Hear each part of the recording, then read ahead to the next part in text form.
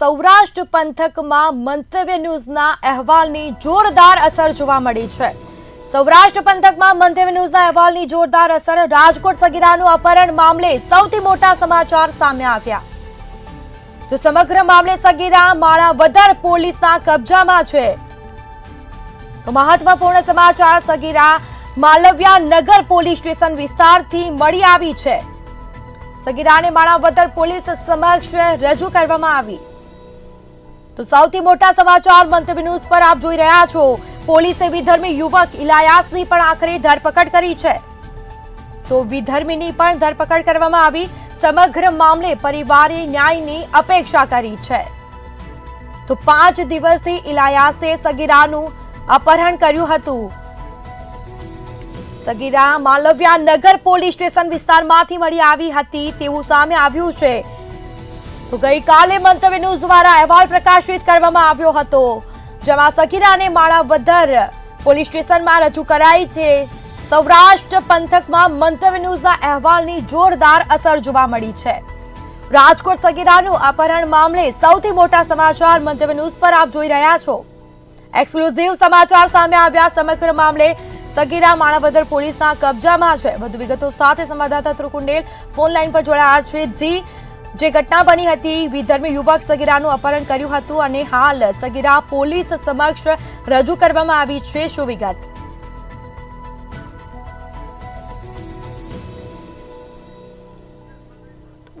જી ધ્રુવ,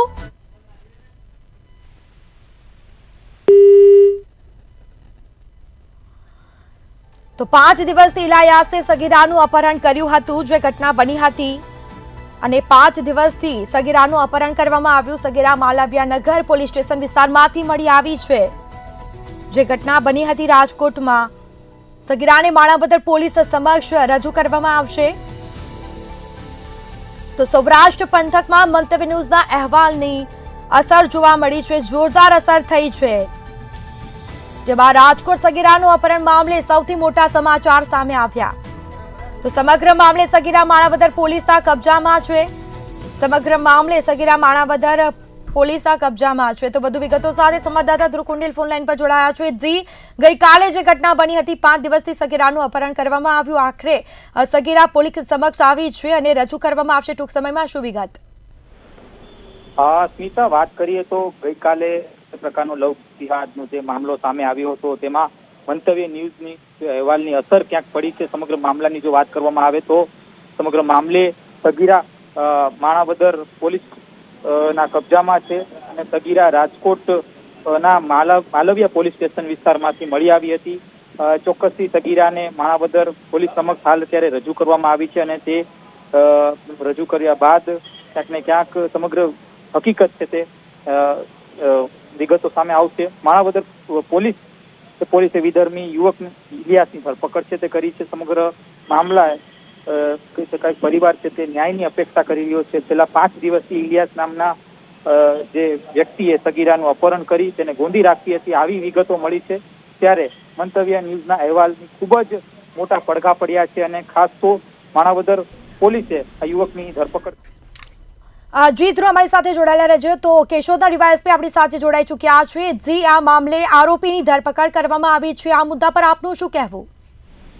હા, પોલીસે બંનેને હસ્તગત કરી લીધા છે। એમની પ્રાઇમરી પૂછપરછ ને બધું ચાલે છે અને આગળની કાર્યવાહી હાથ ધરવામાં આવશે। એમના ફરિયાદીને ભોગ બનનારનું નિવેદન લઈ ત્યારબાદ આગળની કાર્યવાહી થશે। જી સર, 15 વર્ષીય સગીરા હતી, કઈ કલમ દાખલ કરવામાં આવશે? હાલમાં અપહરણનો અને ગુનો દાખલ થયેલો છે, પછી એમના નિવેદન આધારે એમની સાથે કોઈ દુષ્કૃત્ય કર્યું હશે તો એ કલમ લાગુ કરશે, પોક્સોની કલમ લાગુ પડે। ઠીક છે જી, બિલકુલથી અમારી સાથે વાતચીત કરવા બદલ આપનો આભાર। તો સૌરાષ્ટ્ર પંથકમાં મંતવ્ય ન્યૂઝના અહેવાલની અસર જોવા મળી છે। જી ધ્રુવ, રાજકોટમાં સગીરાની જે અપહરણ કરવામાં આવ્યું હતું, 5 દિવસથી સગીરાને ગોંધી રાખી હતી અને આખરે પોલીસ દ્વારા ધરપકડ કરવામાં આવી છે। પોલીસ દ્વારા કયા પ્રકારની કાર્યવાહી કરાઈ છે, શું વિગત? ચોક્કસથી પોલીસ તરફથી હાલ અત્યારે જે ઝીણવટ તપાસ હોય એટલે કે નિવેદન લેવાની જે કાર્યવાહી છે તે શરૂ કરવામાં આવી છે। સગીરાનું નિવેદન છે તે અત્યારે લેવાઈ રહ્યું છે। આ સાથે જે આરોપી છે એટલે કે ઇલિયાસ નામના જે શખ્સ છે તેનું પણ નિવેદન છે તે લેવામાં આવ્યું છે। ચોક્કસથી છેલ્લા 5 દિવસમાં કઈ પ્રકારની હરકત રહી હતી આરોપીની તેની અત્યારે ઝીણવટ તપાસ ક્યાંક જે અત્યારે શરૂ કરવામાં આવી છે.